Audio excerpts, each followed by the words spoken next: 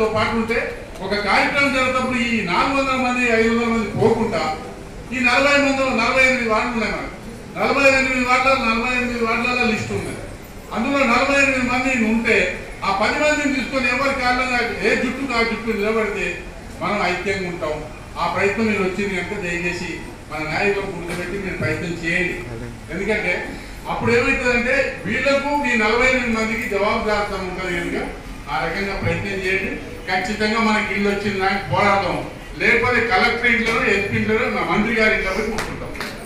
కూర్చున్నా మీరందరూ ఎందుకంటే అయ్యో మాకు ఆ ఇల్లు ఉన్నాయి, లేకపోతే నీ ఇంట్లో ఆ ఇళ్ళన్నీ మా ఇంట్లో ఇంటాం. మీరు ప్రజలు మేము ఎన్నుకుంటే వచ్చిన వాళ్ళు మరి మాకు ఇల్లు ఇవ్వకుండా మీరు చేస్తే నష్టం జరుగుతుంది. ఇప్పటికీ మేము 2 నెలల సంది పోరాటం చేస్తున్నాం. పక్క అడిగితే వస్తుందని చెప్పి వస్తున్నాం. రాకపోతే మాత్రం మీకు అక్కడ గుంజుకోపోయి అలా గుర్తుపెట్టి మాకు ఇచ్చి ఇల్లు వచ్చిందాక నిలబడతామని చెప్పి మీరు ఆ రకంగా ఐక్యం ఉండాలి. మా నాయకులు చెప్పినప్పుడల్లా మీరు రండి. నేను చెప్పిన ఒక అవకాశాన్ని మీరు నిర్ణయించుకోండి. ఏది మనం 48 వార్డులు ఎవరైతే ఉందో వార్డుకి ఒక్కొక్క నాయకుడిని ఇప్పుడు పేర్లు చెప్పి ఆ సెల్ నెంబర్ చెప్తే ఆ 48 మంది మనం పోతే ఈ 500 పైచులకు జనాన్ని కూడా మనం తీసుకుపోయే అవకాశం ఉంటుంది కనుక ఆ రకంగా ప్రయత్నం చేయండి. డబుల్ బెడ్రూమ్ ఇళ్ళ లబ్ధిదారులందరికీ సిపిఎం పార్టీ జిల్లా పట్టణ నాయకులందరికీ ముందుగా నమస్కారాలు. ఇప్పుడు మనం ఇలా సమావేశమైన ఉద్దేశం మనం జరగబోయే కార్యాచరణ విషయాలను కూడా ఇప్పటికే మాట్లాడుకోవడం జరిగింది. ఒకటి మనం అర్థం చేసుకోవాల్సింది ఏంటంటే అమ్మా ఇక్కడ మనకు ఇల్లు వచ్చింది, లాటరీలో పేరు వచ్చింది, అది మనం అందులోకి వెళ్ళాల్సిందే. వెళ్ళే క్రమంలో మనం ఇక్కడ చూసినది ఏంటంటే ఎన్నికల కూడని కాదు, కొన్ని డెవలప్మెంట్ యాక్టివిటీస్ కూడా ఇప్పుడు ఇంతకుముందు అశోక్ చెప్పినట్టు కొన్ని డెవలప్మెంట్ యాక్టివిటీ మినిమం నీళ్లు కరెంటు లేకపోతే ఉండడానికి కూడా ఇబ్బందికరం ఉంటుంది. అయితే అట్లని అది చేసిన దాకా పోదామంటే కూడా అది ఇప్పుడంతా చేసే పరిస్థితులు ఉండవు. ప్రభుత్వాల పరిస్థితి ఎట్లుంటుందంటే అవి నాచుడు ధోరణి అవలంబించే పరిస్థితి ఉంటుంది. మన గురించి అడిగేవాడు లేకపోవడం వల్ల కూడా అది నిర్లక్ష్యంగా వ్యవహరించిన తీరు ఉంటుంది. 1994లో నంద్యాల ఎమ్మెల్యే గెలిచిన సందర్భంలో నల్గొండ చుట్టుపక్కల 2500 మందికి సంబంధించినటువంటి దాదాపు 3000 మంది ఇల్లు ఇప్పించిండు. ఆ తర్వాత వచ్చిన ఏ ఎమ్మెల్యే కూడా అది వెంకటరెడ్డి కానీ భూపాల్ రెడ్డి కానీ ఇంతవరకు ఇల్లు జాగా ఇచ్చిన పరిస్థితి లేదు. కారణం ఏంటి? ఎమ్మెల్యే అనేటోడు వచ్చిన ఫండ్స్లో నాకు ఎంత మిగులుతుందని ఆలోచించుకుంటారు. కమ్యూనిస్ట్ పార్టీ ఎమ్మెల్యే కాబట్టి నేను పేదల కోసం ఎంత చేయగలుగుతా అనే ఉద్దేశంతో ఆలోచించాడు. ఆ తర్వాత మరొకసారి ఇక రాలే సిపిఎం పార్టీ సంబంధించింది అంటే డబ్బులమయం అయిన తర్వాత ప్రజల్ని భ్రమంలో పెట్టి తీసుకుపోయే పరిస్థితి ఉంది. సిపిఎం పార్టీ ఎమ్మెల్యే కాకముందు కూడా అనేక భూ పోరాటాలు చేసింది.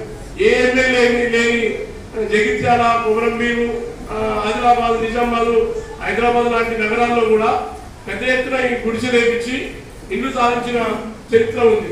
అంటే కమ్యూనిస్టులకు పేదల హక్కుల కోసం, పేదల కూడు నీడ కోసం మరి ఈ కార్యక్రమాన్ని నిర్వహించడం జరుగుతుంది. దానికోసం మరి ఈ యొక్క ఆందోళన ఈ డబుల్ బెడ్రూమ్ ఇళ్ల పోరాట కార్యాచరణ తీసుకోవడం జరిగింది. దీనికి లాటరీ వేయక ముందు కూడా గత 3 సంవత్సరాల క్రితం కలెక్టర్ ఆఫీస్ ముందు 5 రోజులు రిలే నిర్వహణ దీక్షలు పెట్టి ఆ ఇల్లు ఎవరికోరికి పంచండి, అప్పటికే 6-5 ఏళ్ళు అవుతుంది, అవి ఎవరికోరికి పంచండి అట్లా కాలం వేయడానికి వీల్లేదని చెప్పి సిపిఎం పార్టీ ఆధ్వర్యంలోనే ఆందోళన చేసినాం. చేసిన తర్వాతనే ఈ లాటరీ తీసారు. మన ఒత్తిడితో తీసిన తర్వాత ఇది ఇస్తలే అనుకొని మనం ఊరుకుంటే ఇవ్వలేదు. ఇప్పటికి కూడా వాళ్ళు ఇస్తలేని నమ్మకం సిపిఎం పార్టీకి లేదు. మనం ఏదైనా కొట్లాడి మనం ఆక్రమించుకుంటేనే ఇక వెయ్యిలు ఏదో వాళ్ళకి ఇవ్వాల్సిందనే ఆలోచనతో వస్తుంది తప్ప ఇప్పుడందరూ వాళ్ళంతా చేసిస్తుంది కదా. అయితే ఫార్మాలిటీ ప్రకారం ప్రొసీడింగ్ ఆర్డర్ మనకు ప్రొసీడింగ్ ఇవ్వాలి. ఇచ్చిన వాళ్ళందరికీ లాటరీ వేసి ఎవరు చెప్పినారో లాటరీ వేసి తీయాలి. ఇదంతా పద్ధతి. గవర్నమెంట్ వచ్చి ఆ పద్ధతి చేసి అలా పొమ్మన్నాడు. అవసరమైతే మనం ఉన్న ఇల్లు వాళ్ళకి ఇచ్చి వాళ్ళు ఉన్న ఇంకో ఇంటికి పోవద్దని ప్రభుత్వ రూల్స్ ని అడ్డగిస్తామని చెప్పట్లేదు. మీరు చేయట్లేదు కాబట్టి మేము పోతున్నాం తప్ప మేము ఇప్పుడు డెడ్ లైన్ మీటింగ్ 2 లైన్లో చేస్తున్నాం. కొన్ని మౌలిక వసతులు మినిమం లేకపోతే ఎట్లా అని అంటున్నారు కాబట్టి ఆగినాం. కాబట్టి మనము మన చరిత్రను ఒకసారి పరిశీలించండి.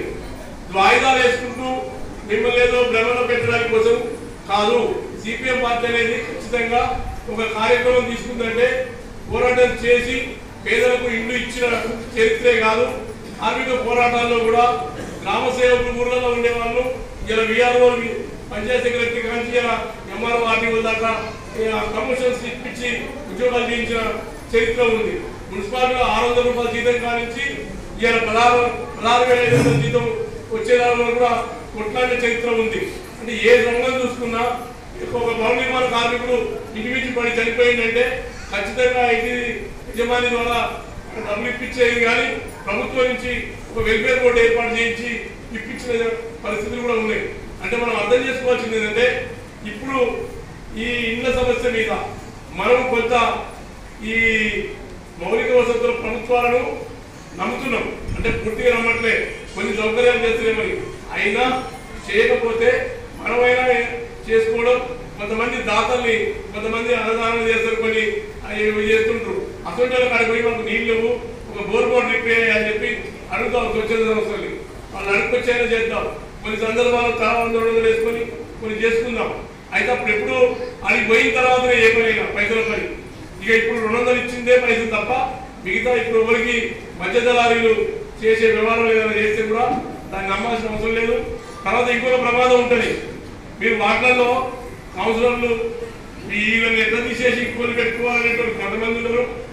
ఏం కాదు నీకు ఇప్పిస్తాను, నాకు 5,000 10,000 ఇవ్వని అడిగేటోళ్ళు కౌన్సిలర్లే కాదు, అక్కడ చూడాలట లీడర్లు కూడా ఉంటారు. దాంతో ఇంకోటి ఏం చెప్తారంటే కమ్యూనిస్ట్ వాళ్ళు ఎప్పుడు ధర్నాలు అంటారు. ధర్నాలు అంటే తీసుకుపోయి కేసులు పెడతారు, జైలు వేస్తారు. ఇదైతే పిల్లలు చదువుకునే పని, అడిగిపోయే పని, ఇడిపోయే పని భయపెట్టిస్తారు. ఏ కేసులు ఏది వచ్చినా ముందు మేము జైలుకి పోయిన చరిత్ర ఉంది, పోతాం కూడా. ఇంతకుముందు అనేక ధర్నాలలో జరిగేది. ఎప్పుడు కూడా కేసులకు భయపడే ఉద్యమాలు జరగవు. కేసు అనేది ఒక సందర్భం వచ్చినప్పుడు వస్తుంది. వచ్చినా మనకేమి ఇబ్బంది ఏం కాదు. మనం ఇప్పుడు పెద్ద గవర్నమెంట్ ఉద్యోగాలు చేస్తున్న ఓరం లేవీడ ఉన్న ఉద్యోగం పోతేందుకు భయపడడానికి. ఈడ ఉందా అంతే, ఆడ ఉందా అంతే. ఆనందంగా వారానికి కాదు మటన్ పెడతారు, అన్ని రకాల సౌకర్యాలు ఉన్నాయి. ఈడ ఇల్లు కూడా లేదు సార్, కిరాయిలు కట్టలేకపోతాం. ఇద్దరు తీసుకుపోవాలని చెప్తాం, భార్య బిడ్డలు అందరూ తీసుకుపోవాలి, ఒక్కరిని కుదరదని చెప్తాం అవసరం అయితే. అట్లా మనం అందరం కూడా సిద్ధపడాలి తప్ప ఇప్పుడు మన ముందున్న కర్తవ్యం ఈ 27వ తారీఖు దాకా మనం ఇంకా అంటే ఇప్పటికీ సంఖ్య 300 దాకా వచ్చారు. ఇంకా మనం దాన్ని సంఖ్యను పెంచాలి. మనం ఈ 27వ తారీఖు తర్వాత నుంచి మనం ఈ మిగతా 200 మందిని కూడా రాబట్టడానికి.